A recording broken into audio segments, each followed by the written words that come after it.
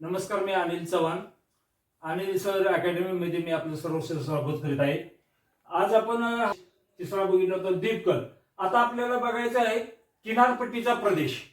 किनारपट्टीचा विचार करताना आपल्याला माहिती आहे गुजरात पासून इथे नकाशामध्ये दाखवले बघा, गुजरात मधील पश्चिम गुजरातची भारताची पश्चिम बाजू आणि भारताची पूर्व बाजू या गुजरातच्या दमणगंगेपासून ते इकडे पश्चिम बंगाल पर्यंत अशी काय झालेली समुद्र किनारा हा काय केले भारताला लाभलाय. याच्यामध्ये पश्चिम बाजूला अरबी समुद्र आहे आणि पूर्व बाजूला बंगालचा उपसागर आहे. आता जर आपल्याला ह्याचा विचार करायचा जर झालं तर भारताला एकूण 7,500 किलोमीटरचा काय किनारपट्टीचा प्रदेश लाभलाय. तो गुजरात पासून दमणगंगा नदीपासून ते पश्चिम बंगालच्या सीमेपर्यंत तिथेपर्यंत आपल्याला हा समुद्र किनारा लाभलाय. आता या समुद्र किनाऱ्याचे दोन भाग केले. कोणते दोन भाग? तर एक आहे तो अरबी समुद्र किनाऱ्याच्या साईडचा पश्चिम किनारपट्टी आणि बंगालच्या उपसागराकडली आहे ती पूर्व किनारपट्टी. आता ह्या दोन्ही किनारपट्टीमध्ये बराच फरक आहे. तर कोणता फरक आहे? तर भारताचा जर असा विचार केला तुम्ही, भारताची ही दक्षिण बाजू आहे. भारताच्या दक्षिण बाजूला दमणगंगा नदीपासून ते कन्याकुमारी पर्यंत हा सगळा भाग येतो. तो काय येतो? पश्चिम किनारपट्टीचा येतो. आता पश्चिम किनारपट्टीला लागून पश्चिम किनारपट्टीच्या बाजूलाच काय आहे? सह्याद्रीची पर्वतरांग आहे. उंच अशी सह्याद्रीची पर्वतरांग आहे आणि या सह्याद्री पर्वतरांगेवर हा कोकणचा भाग येतो. या सह्याद्री पर्वतरांगेवर कमीत कमी 300 ते 400 मिलीमीटर एवढा पाऊस पडतो इथे. आता पाऊस पडल्यानंतर काय होतं, इथे या सह्याद्री पर्वतरांगाला वारे, नैऋत्य मोसमी वारे थटले जाते आणि इथे काय होतं, भरपूर प्रमाणात पाऊस पडतो. पाऊस पडल्यामुळे काय होतं, ह्या पश्चिम किनारपट्टीवरचा जो सह्याद्री पर्वतरांग आहे, या सह्याद्री पर्वतरांगाच्या पश्चिम बाजूला जो पाऊस पडतो, तो पावसाचा नद्यांचा जो उतार आहे, या पश्चिम वाहिन्या नद्या आहेत, ह्या नद्या डायरेक्ट जाऊन काय होतात, अरबी समुद्राला मिळतात. आता ह्या समुद्राला वाहणाऱ्या ज्या नद्या आहेत, मिळणाऱ्या नद्या आहेत, ह्यांचं वैशिष्ट्य असं आहे की ह्यांचा उतार अतिशय तीव्र आहे आणि उतार तीव्र असल्यामुळे या ठिकाणी कोणत्याही प्रकारचं गाळाचं संचयन वगैरे होत नाही.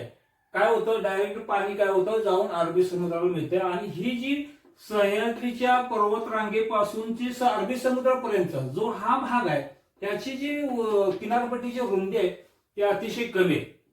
आता ह्या किनारपट्टीची रुंदी कमी असल्यामुळे काय होतं, ह्या नद्या प्रचंड वेगाने वाहत जातात आणि उंच कड्यावरून वेगाने वाहिल्यामुळे या ठिकाणी अनेक प्रकारचे आपल्याला धबधबे दिसून येतात. धबधबे दिसण्याचं कारण हेच आहे की उंच कड्यावरून पाणी काय होतं, नद्यांचं डायरेक्ट खाली पडतं आणि खाली पडल्यामुळे समुद्राच्या कडेला दगडाचं झीज होते आणि त्या ठिकाणी खड्या तयार होतात. खड्या कशाला म्हणायचं? नदीचं पाणी प्रचंड वेगाने खाली पडतं, धबधब्याच्या रूपाने त्या ठिकाणची जमीन झिजली जाते आणि असं समुद्र आहे तो असा समुद्र थोडा आत आल्यागत दिसतो. अशा पद्धतीची खाडी तयार होते आणि या खड्यामुळे या ठिकाणी कोणत्याही प्रकारचं गाळाचं संचयन होत नाही. आणि ह्याच्या विरुद्ध बाजूला पूर्व किनारपट्टीला आपल्याला काय बघायला मिळेल, तर पूर्व किनारपट्टी ह्या सह्याद्री पर्वतरांगेवरती जी उंच अशी टेकडी आहे, या टेकडीवरती ज्या वेळेला इथे पाऊस पडतो त्यातील काही पाणी ही काय होतं, वाहत इकडे या नद्यांच्या मार्फत वाहत काय होतं, बंगालच्या उपसागराला मिळते. आता ह्या उपसागराला मिळत असताना ह्या बाजूचं आपण नद्यांचं वैशिष्ट्य बघितलं. आता ह्या बाजूच्या नद्यांचं वैशिष्ट्य वेगळं आहे. कोणतं वैशिष्ट्य वेगळं आहे? तर ह्या भारताचा उतार हा आपण मागल्या व्हिडिओमध्ये बघितला. भारताचा उतार हा कसा आहे, तर पूर्व बाजूचा, त्यामुळे नद्या ह्या पूर्व वाहिनी इकडे नद्या वाहतात. आता ह्याचं वैशिष्ट्य असं आहे की ह्या पूर्व भागावर असणारा पूर्व घाट, ह्याच्यावर पाऊस पडलेला, ह्याच्या ज्या नद्या आहेत ह्या नद्या जाऊन ह्याच नद्यांना मिळतात. ज्या पश्चिमेकडून येणाऱ्या नद्या आहेत ह्यांना अशा नद्या मिळतात आणि ह्या जी इकडे जी पाणी जाणार आहे पूर्व बाजूला, ती ह्या बाजूला असं पाणी त्यांना मिळतं. म्हणजे पूर्व घाटावरती जो पाऊस पडतो त्या पश्चिम साईडला नद्या वाहत जातात, परंतु त्या पश्चिमेकडून येणाऱ्या नद्यांना जाऊन मिळतात. आणि पूर्व बाजूला ज्या नद्या वाहून जातात त्या सुद्धा ह्याच नद्यांना मिळतात. आता ह्याचं वैशिष्ट्य काय होतं, ह्या नद्या ह्या पश्चिम किनाऱ्यापासून पूर्व किनाऱ्यापर्यंत वाहत येतात. वाहत आल्यामुळे काय होतं, ह्याचा उतार मंद आहे मंद होऊन उतार असल्यामुळे त्या ठिकाणी नदी वाहत येत असताना अनेक प्रकारचा गाळ काय करते आपल्या बरोबर घेऊन येते. आता गाळ घेऊन आल्यामुळे काय होतं, ज्या वेळेला हा उतार इथे जास्त आहे त्यावेळेला नदीचा वेग हा जरा जास्त असतो. त्याच्यानंतर जसं पूर्व किनारपट्टीकडे येईल तसतसा जमिनीचा उतार हा कसा होतो, मंद होत जातो. त्यामुळे नद्या देखील ह्या मंद व्हायला सुरुवात होते आणि मंद वाहिल्यामुळे या नद्याच्या दोन्ही बाजूला काय होतं, जे वाहून आणलेला गाळ आहे त्या गाळाचं संचयन होतं. आता गाळाचं संचयन झाल्यामुळे काय होतं, तर या पूर्व किनारपट्टीवर असा त्रिभुज प्रदेश तयार होतो. त्रिभुज प्रदेश कशाला म्हणायचं, जे गाळ वाहून आणलेला असतो ते गाळाचं संचयन होतं त्याला त्रिभुज प्रदेश म्हणतात. आणि इकडे काय होतं, इकडे त्रिभुज प्रदेश तयार होत नाही कारण ह्याची रुंदी काय आहे, कमी आहे. ते डायरेक्ट पाणी अरबी समुद्राला मिळतं. ह्याची रुंदी जास्त आहे त्यामुळे काय होतं आणि उतार मंद असल्यामुळे या ठिकाणी त्रिभुज प्रदेश तयार होतो. त्याचबरोबर त्रिभुज प्रदेश झाल्यामुळे इथली जमीन कशी आहे, सुपीक आहे, तिथे पिकं चांगली येतात. पण इकडे मिठागरे नाहीत. पण इकडे काय होतं, समुद्राचं पाणी काय होतं आज जरा जमिनीवरती किनाऱ्यावरती येतं. शेतकरी काय करतात, ते पाणी अडवून धरतात. त्या पाण्याचं बाष्पीभवन होतं, पाणी फक्त त्यातून निघून जातं आणि क्षार तयार होतो, मिठाचे स्फटिक कण तयार होतात. अनेक मिठागरे हे आपल्याला पश्चिम भागाला दिसून येतात, पूर्व भागाला मिठागरे दिसत नाही. का दिसत नाही, कारण जमिनीचा उतार मंद आहे, गाळाचं संचयन झाले, त्या ठिकाणी जमीन सुपीक आहे. त्यामुळे काय होतं, तिकडे पिके चांगली येतात आणि इकडे धबधबे दिसत नाही. धबधबे का दिसत नाही, कारण ह्याचा उतार हा समुद्रापासून कसा आहे, मंद आहे, उतार हा कमी आहे, त्यामुळे धबधबे दिसून येत नाही. इकडे धबधबे दिसतात, इकडे धबधबे आहेत आणि मिठागरे आहेत. इकडे धबधबे नाहीत परंतु इकडे काय त्रिभुज प्रदेश आहे आणि गाळाचं संचयन होतं. एकंदरीत आपल्याला समुद्र किनारा लाभलाय तो 7500 किलोमीटरचा आपल्याला काय झाले, समुद्र किनारा लाभलाय. अशा पद्धतीनं काय झाले, आपल्याला भारताला एकूण असलेला आपला चौथा भाग आहे तो किनारपट्टीचा प्रदेश, जो आपल्याला पश्चिम किनारपट्टी आणि पूर्व किनारपट्टी आपल्याला लाभले. मग आपला विचार दक्षिण किनारपट्टी का नाही, कारण दक्षिण किनारपट्टी हा भारताचा असा निमुळता भाग होत गेलाय आणि या ठिकाणी काय आहे, कन्याकुमारी आहे. त्यामुळे या ठिकाणी कोणत्याही प्रकारचा इकडे किनारा जास्त अशी किनारपट्टीच काय आहे भारताला भूमीची नाही. त्यामुळे ह्या दोन्ही साईडला काय आहे, आपल्याला किनारपट्टी दिसून येते. आता दुसरी गोष्ट, आता आपल्याला बघायचं आहे हे लास्ट शेवटचा पॉइंट जे कोणता आहे, द्वीपसमूह.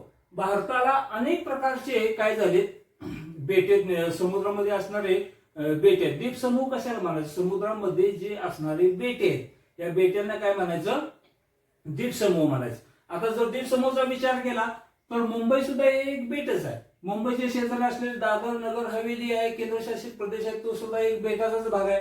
त्याच्यानंतर जर आपल्याला सर्वात मोठे द्वीपसमूह कोणते बघायचे तर ते दोन द्वीपसमूह आहेत. एक आहे अरबी समुद्रामध्ये जो लक्षद्वीप नावाने काय आहे ते बेट आहे. अनेक काय आहेत लक्षद्वीप नावाने तिथे काय आहेत बेटे आहेत. आता ह्या बेटांचं वैशिष्ट्य काय तर हे प्रवाह बेटे आहेत, प्रवाहामुळे निर्माण झालेली बेटे आहेत आणि ह्या बेटे सुद्धा कंकणाकृती प्रकारचे आहेत. येथे लक्षात, कंकणाकृती प्रकारचे बेटे आहेत आणि ह्या बेटांना काय म्हणतात, प्रवाह बेटे म्हणतात. हे पाण्याच्या प्रवाहामुळे निर्माण झालेले अशी बेटे आहेत गाळाचं संचयन होऊन, आणि हे कंकणाकृती आहेत म्हणजे त्याचा आकार हा कंकणासारखा असा राऊंड मध्ये आहे आणि इथला समुद्र तसा स्वच्छ आहे. आपले पंतप्रधान श्री नरेंद्र मोदी सुद्धा या लक्षद्वीप बेटाला भेट देण्यासाठी गेले होते आणि कितीतरी नेटकऱ्यांनी त्यांना ट्रोल केलं होतं. हे आपण या लक्षद्वीप ह्याच्यावरून बघितले. त्यामुळे आपल्याला सर्वांनाच बऱ्यापैकी परिचित मुलांना सर्वांना माहित आहे की अरबी समुद्रामध्ये काय लक्षद्वीप बेट. आता लक्षद्वीप बेटाचा विचार करताना फक्त एवढाच विचार करायचा आहे की भारताचे ते बेटे आहेत आणि ते प्रवाह बेटे आहेत आणि कंकणाकृती बेटे आहेत. आता आपल्याला बेटाचा दुसरा विचार करायचा कोणता, जे बंगालच्या उपसागरामध्ये ह्या साईडला असणारे बेटे आहेत, अंदमानचे बेटे आणि निकोबारचे बेट, अशा पद्धतीचे बेटांचा समूह आहे. आता ह्या बेटांचं वैशिष्ट्य काय तर ह्या बेटांमुळे काय झाले, हे बेटे कसे निर्माण झाले तर ज्वालामुखीच्या उद्रेकामुळे निर्माण झाले.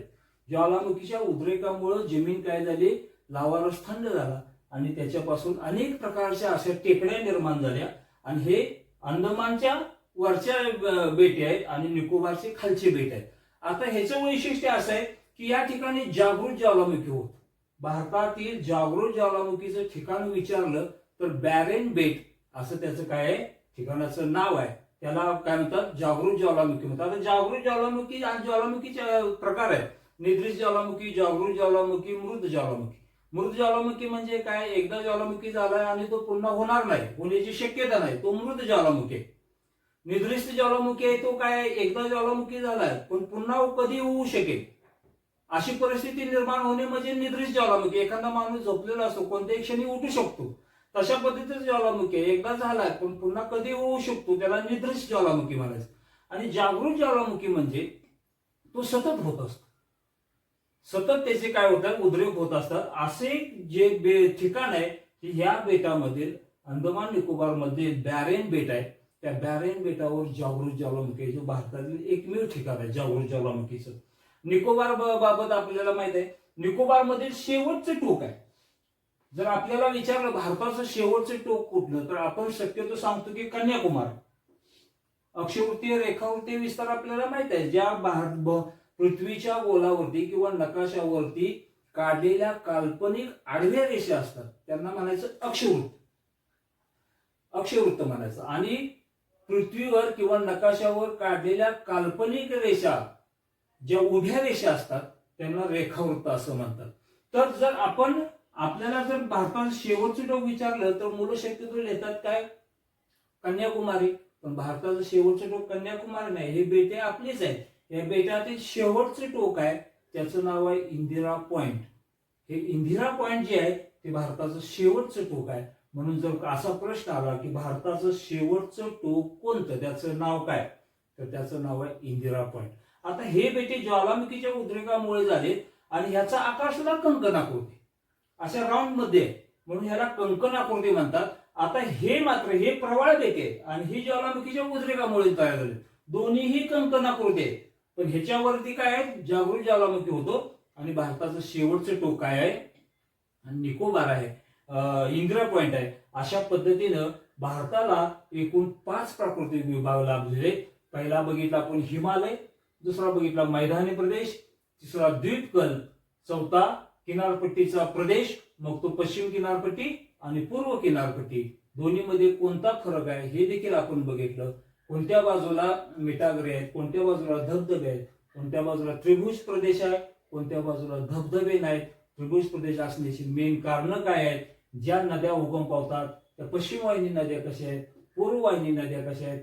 पूर्व घाटावर उगम पावणाऱ्या नद्या पश्चिम साईडला जरी वाहत असल्या तरी जाऊन या पश्चिमवरून येणाऱ्या त्याच नद्यांना मिळतात आणि पूर्व बाजूला ज्या वाहणाऱ्या नद्या त्या सुद्धा नद्या याच नद्यांना मिळतात. आणि नंतर मग त्या सगळ्या अरबी समुद्राला, बंगालच्या उपसागराला मिळतात. ह्या जर बघितला आपण किनारपट्टीचा प्रदेश टोटल 7500 किलोमीटरचा किनारपट्टी लाभली आणि कोकणामध्ये 300 ते 400 मिलीमीटर एवढा पाऊस पडतो. हे आपण बघितलं. द्वीप समूहामध्ये काय बघितलं, अरबी समुद्रामध्ये अनेक प्रकारचे, अरबी आणि बंगालच्या उपसागरामध्ये दोन्हीकडे अनेक प्रकारचे बेटे आहेत. पण सर्वात मोठे द्वीप समूह जो आहे तो लक्षद्वीप आहे. अरबी समुद्रामधील लक्षद्वीप हा याचा आकार कंकणाकृती आहे. हे प्रवाळ बेटे आहेत आणि प्रवाळ बेटामुळे काय झाले, हे लक्षद्वीप बेट तयार झाले. दुसरे बंगालच्या उपसागरामध्ये अंदमान आणि निकोबारची बेटे आहेत. हे देखील हे कसे आहेत, ज्वालामुखीच्या उद्रेकामुळे निर्माण झालेले आहेत.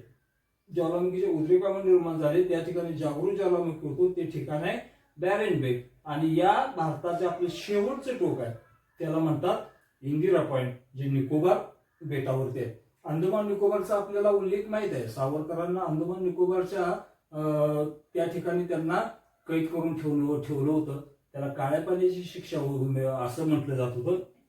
काळ्या पाण्याची शिक्षा म्हणजे काय, तर अशा ठिकाणी अंधार कोठडीत ठेवलं होतं. फक्त एकच खिडकी त्यांना दिसत होती बाहेरची. त्या खिडकीतून बघितलं तर फक्त समोर काय दिसत होता, समुद्रच दिसत होता. आणि तरी सुद्धा स्वातंत्र्यवीर सावरकरांनी त्या समुद्राकडे बघून गाणं लिहिलं की ने मजसी ने परत मातृभूमीला, सागरा प्राण तळमळला. अशा बाबतीत अंदमान कचेरीमध्ये असताना, तुरुंगामध्ये असताना सुद्धा एखादं काव्य सुचावं असं स्वातंत्र्यवीर सावरकर होते आणि त्यांना या अंदमान निकोबारच्याच बेटावरती ठेवण्यात आलं होतं. आपल्या एका रूम मध्ये सावरकरांना ठेवलं होतं आणि शेजारच्याच रूम मध्ये त्यांच्या भावाला कैद करून ठेवलं होतं. पण दोघांनाही माहित नव्हतं की शेजारी आपला भाऊ राहतो, भावाला तिथं कैद करून ठेवलंय. अशा पद्धतीने ती काळ्या पाण्याची शेवटी अंधार कोठडीमध्ये ठेवलेली. असा हा अंदमान निकोबारचा बेट आहे, जे भारताचाच भाग आहे आणि त्याच्यातील शेवटचा पॉइंट आहे तो इंदिरा पॉइंट आहे. आणि अशा पद्धतीने आपण गेले 3 व्हिडिओ आपण काय केले, प्राकृतिक रचनेवरती किंवा प्राकृतिक विभागावरती घालवले. पहिला विभाग पुन्हा सांगतो, हिमालय. दुसरा उत्तर मैदानी प्रदेश. तिसरा द्वीपकल्प. चौथा किनारपट्टीचा प्रदेश. आणि 5वा द्वीपसमूह. या ठिकाणी आपले भारतातील प्राकृतिक रचना हा भाग संपतो. आपल्याला नंतर पुढील भागामध्ये ब्राझीलची प्राकृतिक रचना बघायची आहे, कारण इयत्ता 10वी मध्ये भारत आणि ब्राझील या दोन्ही देशांची तुलना आहे. भारतातील जर प्राकृतिक विभाग बघितली तर ब्राझीलमधील प्राकृतिक विभाग अभ्यासणं गरजेचं आहे. भारतातील वाहतूक व्यवस्था बघितली तर ब्राझीलमधली वाहतूक व्यवस्था बघायची आहे. भारतातील खाणकाम व्यवसाय बघितला तर ब्राझीलमधील खाणकाम व्यवसाय बघायचा आहे. भारतातील शेती व्यवसाय बघितला तर ब्राझीलमधील शेती व्यवसाय बघायचा आहे. भारतातील नद्या बघितल्या तर ब्राझीलमधल्या नद्या बघायच्या आहेत. भारतामध्ये असणारे अनेक बेटांचा विचार केला तर ब्राझीलमधील अनेक बेटांचा विचार करायचा आहे.